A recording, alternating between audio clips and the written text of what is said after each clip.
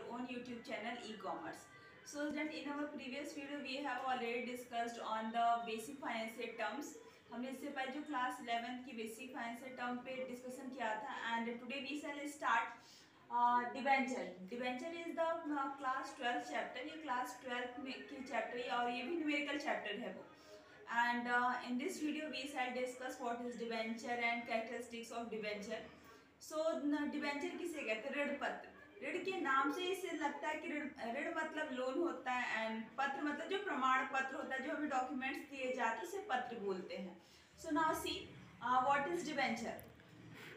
Indian companies act 2030 company अधिनियम 2013 की धारा 2 धारा 30 के अनुसार companies act 2013 section 2 sub section 30 के अकॉर्डिंग कि ऋण पत्र किसे कहते हैं. ऋण पत्र जो ऋण पत्र होता है उसमें ऋण पत्र स्टॉक बॉन्ड अन्य प्रकार की जो प्रतिभूतियां वो शामिल की जाती है जिसे कोई भी कंपनी अपनी सार मुद्रा के अधीन जनता को निगमित करती है एंड वो जनता से क्या करती है, पैसे को लेती है, उसी को ऋण पत्र कहते हैं.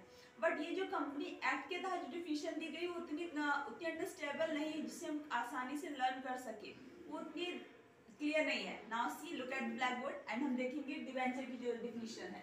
अ debenture is an acknowledgement of a debt give under the seal of the company. कि जो डिबेंचर है, डिबेंचर एक प्रमाण पत्र होता है जो कंपनी की सार मुद्रा मतलब जो कंपनी की सील होती है, कॉमन सील होती है, उसके तहत ये इशू किया जाता है and constituting a contract for the payment of principal sum on the specific date for the payment of interest at fixed rate percent until the principal sum is the repaid. It may not create a charge on the assets of the company as security for the loan. Usually it gives a charge by the way of the security. ऋण पत्र किसी ऋण पत्र एक ऐसा प्रमाण पत्र होता है जो कंपनियां अपने सार मुद्रा के अधीन क्या करती है, इशू करती है. ओके, कंपनियों ने उसे अपनी सार मुद्रा जो कॉमन सील है उसके अधीन उन्होंने निर्गमन किया और जब जनता उसे एक्सेप्ट कर लेती है देन वो उसके निश्चित दर से क्या देते हैं, इंटरेस्ट देते चलती हैं according to the term according to the rule. या तो वो 6 महीने पे हो जाता है या तो वो ईयरली हो जाता है, उसको बोलते हैं ऋण पत्र. मतलब जनता जब कंपनियां जनता से ऋण लेती हैं और उसके बदले जो उन्हें प्रमाण पत्र देती है उसी को बोलते हैं ऋण पत्र. Company act 2013 section 2 sub section 30 के अकॉर्डिंग धारा 2 धारा 30 के तहत ऋण पत्र जो कंपनियां होती है वो तब तक पेमेंट करती हैं जब तक कि पूरे ऋण पत्र का जो पेमेंट है वो नहीं हो जाता.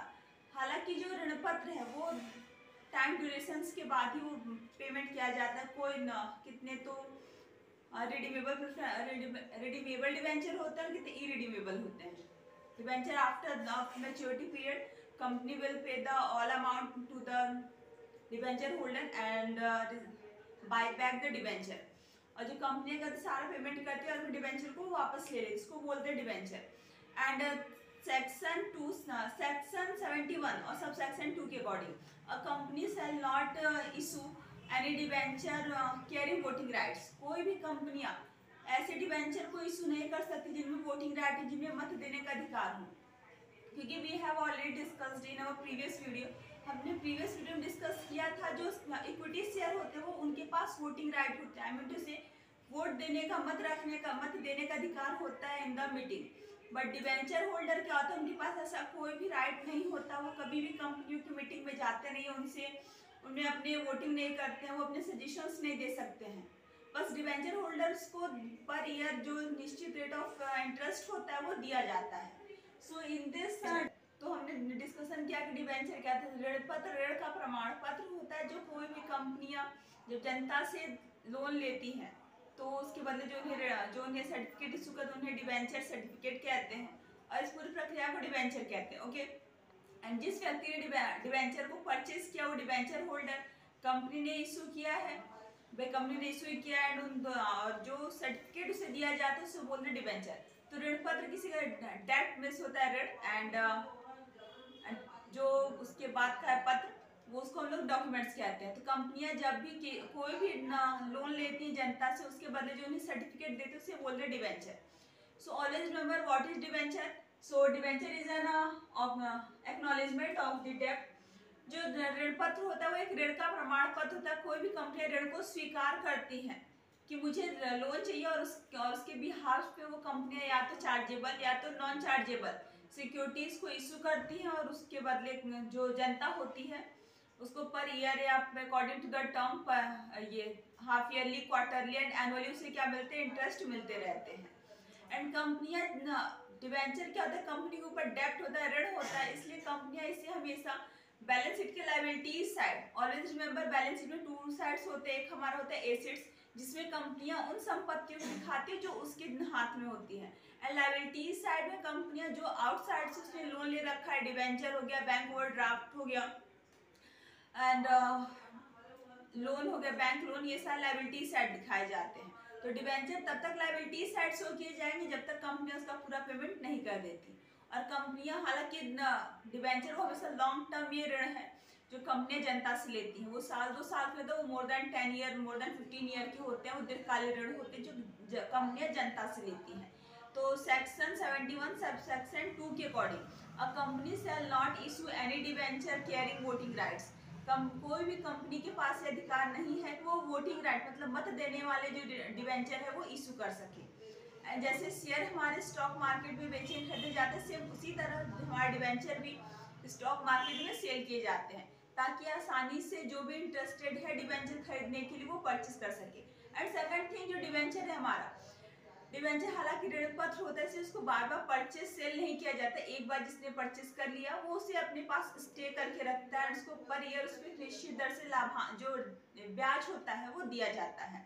कंपनियां ऋण पत्रों कभी भी जब्त नहीं करती, वो उन पे याचनाएं call, first call, second call, third call मांगती हैं, बट उसे डिवेंचर को फॉरफीचर नहीं करती। ओके, एंड सेकंड थिंग, जो ऋण पत्र होता है वो इक्विटी शेयर और प्रेफरेंस शेयर की कंपैरिजन में देखें तो वो अच्छा भी होता है, क्योंकि उसमें कोई बर्डन नहीं होता। कंपनी को लाभ हो या ना हो उस पर आपको इंटरेस्ट देना है। या फिर आप खुद भी देख लो कि जब कोई व्यक्ति बैंक से लोन लेता है, फिर किसी व्यक्ति से लोन लेता है, तो कंपनी या फिर बैंक उससे कोई मतलब नहीं होता कि जिस व्यक्ति ने लोन ले रखा है वो प्रॉफिट में जा रहा है, लॉस में जा रहा है। Any company want interest only and after maturity period a company want full amount of the loan।